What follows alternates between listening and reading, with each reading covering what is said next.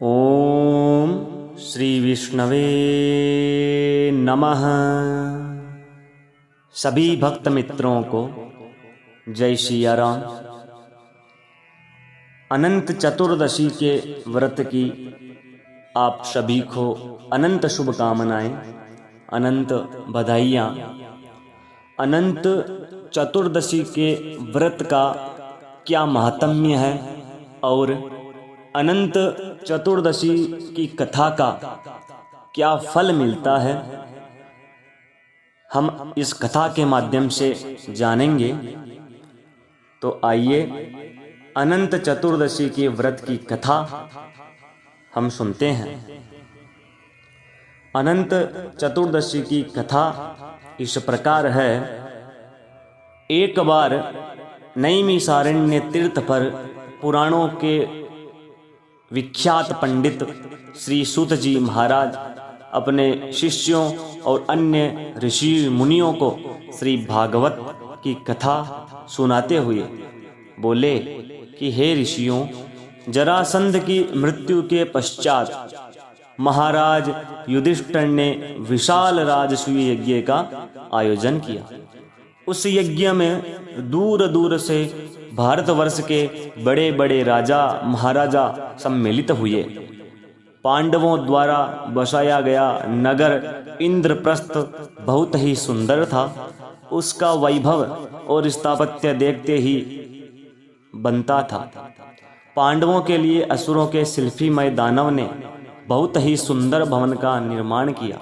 उसमें भवन में कई ऐसी विशेषताएं थी जो उस भवन को देखने वालों को भ्रम में डाल देती थी। उसमें जहाँ पर अग्नि प्रज्वलित होती दिखती थी, वहाँ सब कुछ सामान्य होता। वहाँ जल होता और वहाँ स्थल होने का आभास होता। जहाँ स्थल होता वह जल होने का भ्रम होता। कुछ ऐसी विशेषताओं वाले भवन का निर्माण किया गया। तो देखते ही देखते दुर्योधन भी उस भवन में गया। उस भवन की भव्यता और सौंदर्य को देखकर दुर्योधन विस्मित हो गया। और एक स्थान पर जल था, परंतु स्थल होने का दुर्योधन को आभास होता है। वहां वो जल में भी गिर पड़ा और उसे ऐसी अवस्था में देखकर द्रौपदी को हंसी आ गई और उसने दुर्योधन को अंधे का पुत्र अंधा कहा। द्रौपदी द्वारा किए गए इस अपमान से दुर्योधन तिलमिला उठा। उसने पांडवों और द्रौपदी को अपमानित करने और उनसे उनका राज्य छीनने की इच्छा से पांडवों को हस्तिनापुर आकर द्यूत क्रीड़ा खेलने का निमंत्रण दिया और उस चौसर के खेल में कपट द्वारा पांडवों का राज्य छीनकर उन्हें दास बना लिया और महारानी द्रौपदी को जीतकर उन्हें दासी अपमानित किया और उसके चीरहरण का प्रयास भी किया गया। उस समय द्रौपदी के सम्मान की रक्षा स्वयं भगवान श्री कृष्ण ने की थी। उसके बाद पांडवों को 12 वर्ष के वनवास और 1 वर्ष के अज्ञातवास का प्रण निभाने के लिए कहा गया। एक बार सम्राट महाराज युधिष्ठिर ने एक वनवासी बन गए और उनका समस्त वैभव उनके पास से चला गया था और अपने भाइयों और रानी द्रौपदी के साथ वन में रहने लगे। वे विवश हो गए। एक बार जब भगवान श्री कृष्ण उनसे भेंट करने के लिए आए, तब उन्होंने दुखी होकर भगवान श्री कृष्ण से अपना सारा मन साहब हाल बता दिया और उनसे उपाय पूछा कि कैसे उनकी समस्त परेशानियों का नाश हो सके और कौन सा ऐसा व्रत और पूजन है जिसके करने से उन्हें उनका खोया हुआ सम्मान और राज्य प्राप्त हो सकता है। तब भगवान श्री कृष्ण ने उन्हें अनंत चतुर्दशी के व्रत का विधान सुनाया।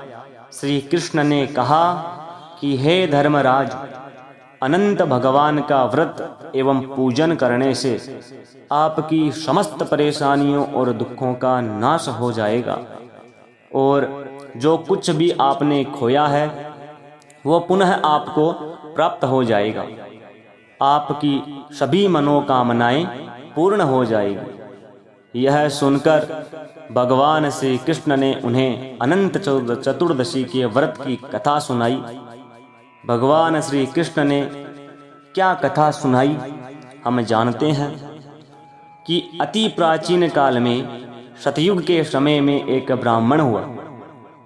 उसका नाम सुमंत था। उसका विवाह वशिष्ठ गोत्र में उत्पन्न हुई भृगु ऋषि की सुंदर कन्या से हुआ और विवाह के बाद उनके उत्तम गुणों वाली कन्या का जन्म हुआ। उन्होंने उसका नाम सुशीला रखा। सुशीला की अल्प आयु में उसकी माता का स्वर्गवास हो गया। तब उसके पिता सुमंत का दूसरा विवाह कर्कशा नाम की कन्या से हुआ।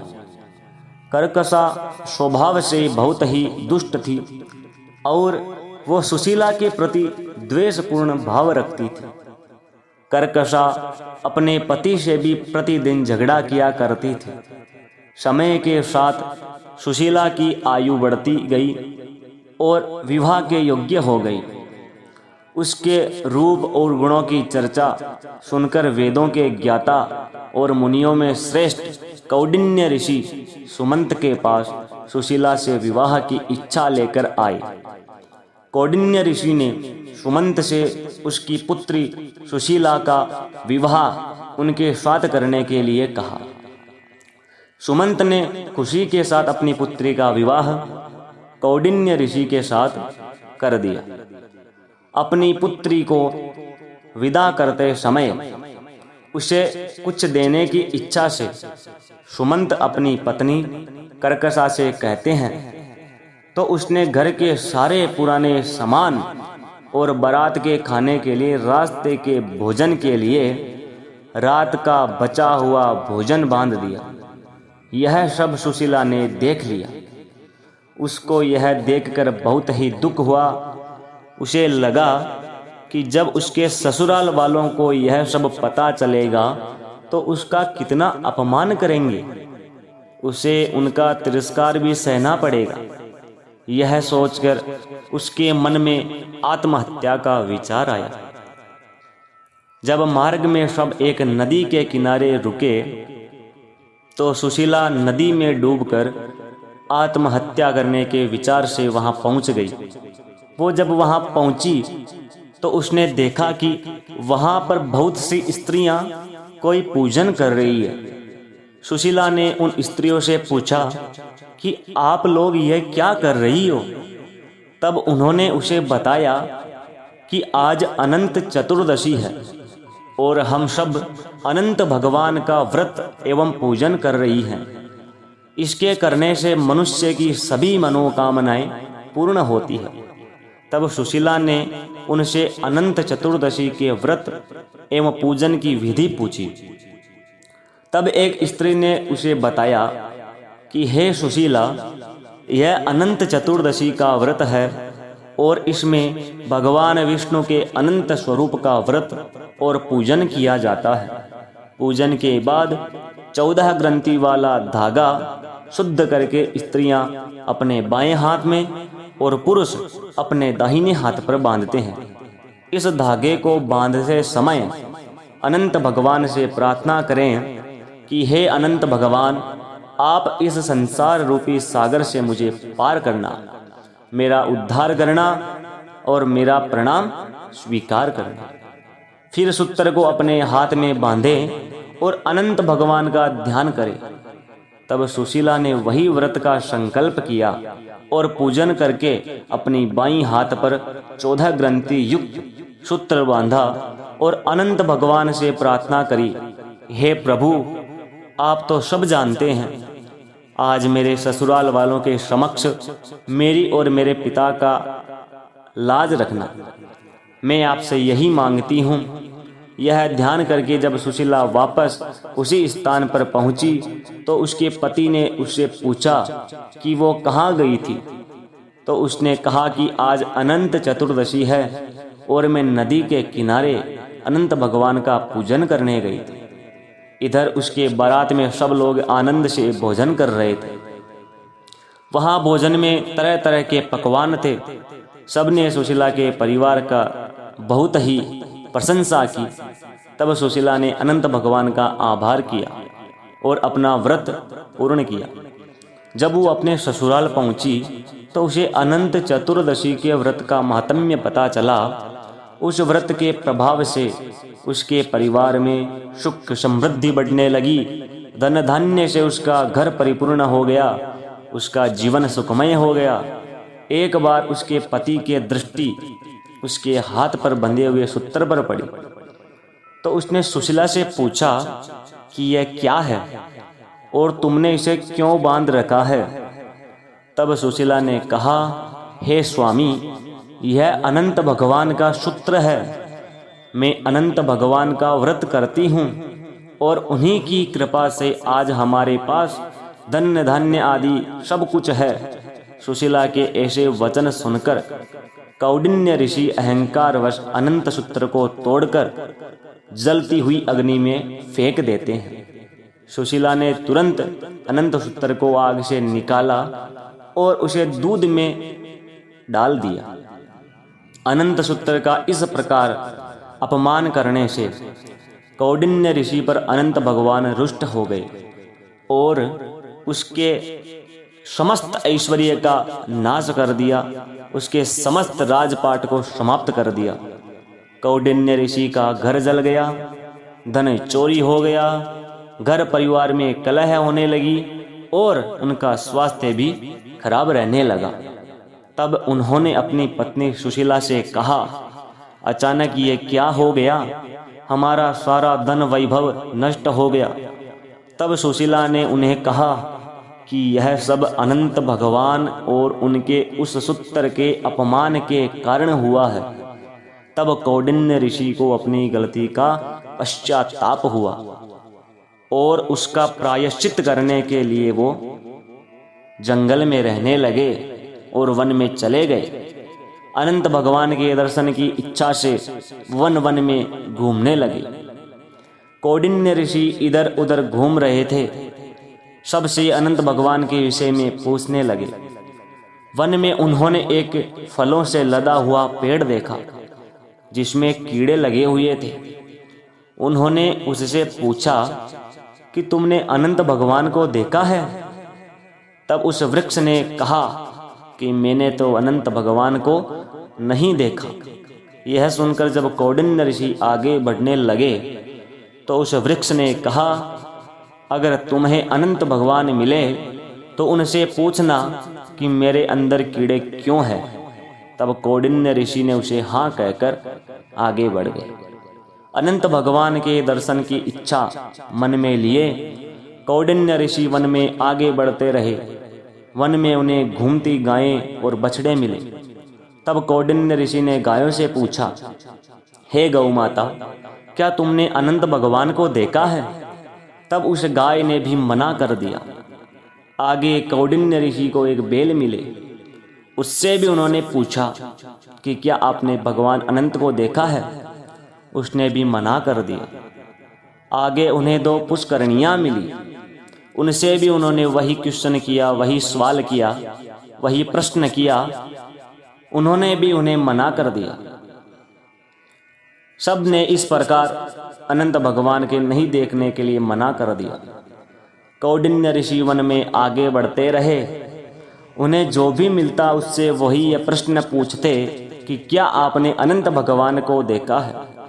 परंतु किसी से भी संतोषजनक उत्तर नहीं मिला।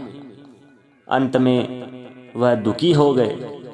उन्होंने अपने प्राण त्यागने का निश्चय कर लिया। जब उन्होंने आत्महत्या का प्रयास किया तभी अनंत भगवान एक ब्राह्मण के रूप में प्रकट हो गए और कौंडिन्य ऋषि को लेकर एक गुफा के अंदर चले गए। उस गुफा के अंदर कौंडिन्य ऋषि को बहुत सुंदर लोक दिखा। वहां पर चारों ओर एक दिव्य प्रकाश फैला हुआ था। वहां पर सभी लोग प्रसन्न थे। वहीं पर उन्हें अनंत भगवान के विश्व रूप के दर्शन हुए। एक दिव्य सिंहासन पर अनंत भगवान शंख चक्र गदा पद्म लिए गरुड़ के साथ विराजमान थे। भगवान के विराट स्वरूप को देखकर कौंडिन्य ऋषि ने उनकी स्तुति की और अपनी गलतियों के लिए उनसे क्षमा मांगी। कौंडिन्य ऋषि के भक्ति युक्त वचन सुनकर अनंत भगवान ने उनसे कहा, हे कौंडिन्य, तुम किस इच्छा से मुझे खोज रहे थे? तुम भयमुक्त होकर मुझसे अपने मन की बात कहो। तब कौंडिन्य ऋषि ने कहा, हे प्रभु, मैंने अज्ञान और अहंकार के कारण आपका अपमान किया और आपके अनंत सूत्र को अग्नि में फेंक दिया, जिसके कारण मेरी सारी संपत्ति नष्ट हो गई, मेरे परिवार में अशांति हो गई, मेरी मान प्रतिष्ठा धूमिल हो गई। मैं अपनी गलती की क्षमा प्रार्थना लेकर आपके दर्शन के लिए यहाँ आया। आपके दिव्य स्वरूप के दर्शन पाकर मेरा जीवन धन्य हो गया।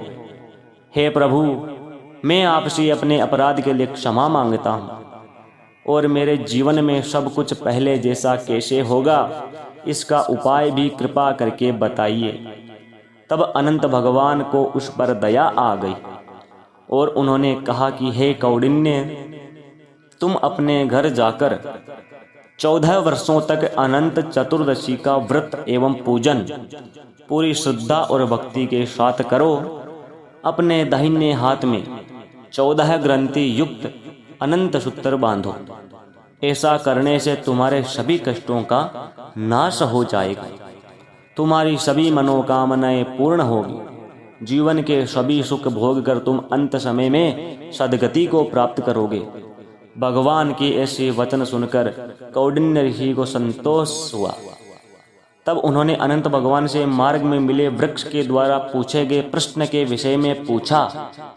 तब अनंत भगवान ने उसे बताया कि जो वृक्ष था वह पूर्व जन्म में एक विद्वान ब्राह्मण था, परंतु उसने विद्यार्थियों को शिक्षा न देकर जो पाप अर्जित किया, उसी पाप का परिणाम है कि उस फलदार वृक्ष पर जो फल पर कीड़े पड़े हुए हैं और उसका कोई भी भोग नहीं करता।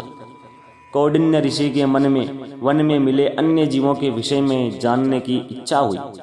उन्होंने अनंत भगवान से उनके विषय में पूछा तो उन्होंने बताया कि वो दोनों पुष्करणी पूर्व जन्म में बहनें थीं। उन्होंने तब कोई पुण्य कर्म नहीं किया, ना किसी याचक को भिक्षा दी, ना ही कोई धर्म का कार्य किया।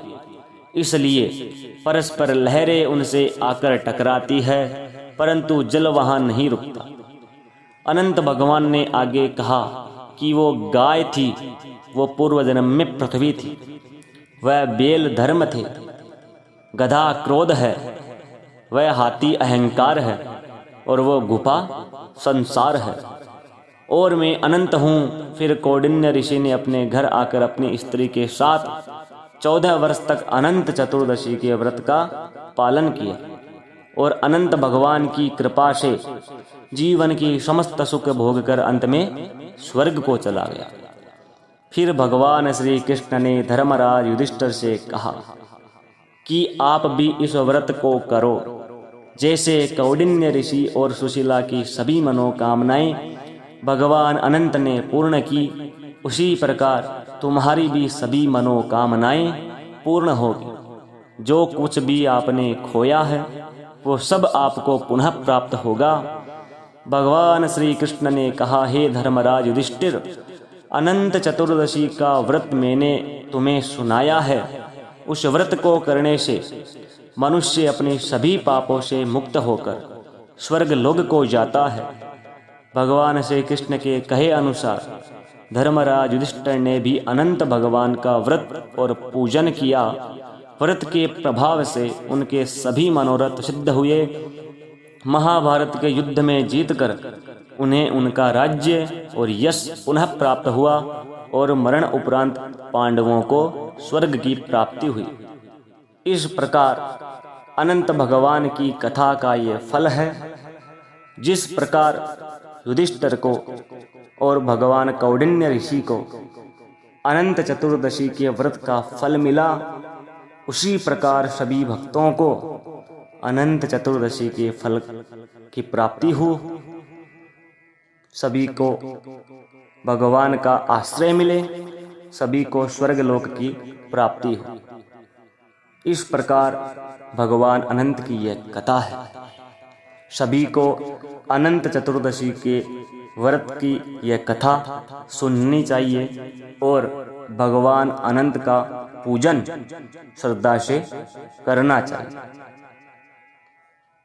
सभी भक्तों को जय सिया राम, जय विष्णु।